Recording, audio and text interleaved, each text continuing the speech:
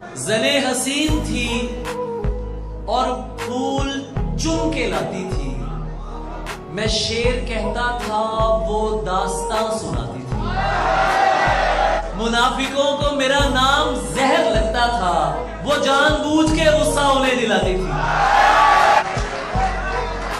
اسے پتا تھا میں دنیا نہیں محبت ہوں، وہ میرے سامنے کچھ بھی نہیں چھپاتی تھی،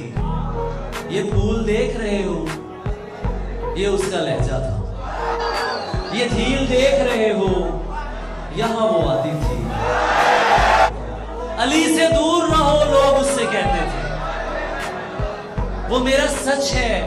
بہت چیخ کر بتاتی تھی، علی یہ لوگ تمہیں جانتے نہیں ہیں ابھی، گلے لگا کے میرا حوصلہ بڑھاتی تھی، اسے کسی سے محبت تھی اور وہ میں نہیں تھا،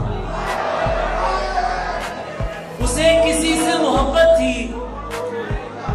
اور وہ میں نہیں تھا، یہ بات مجھ سے زیادہ اسے رلاتی تھی، میں اس کے بعد کبھی ٹھیک سے نہیں جاگا، وہ مجھ کو خواب نہیں نیند سے جگاتی تھی، عرب لہو تھا رگوں میں بدن سنہرا تھا،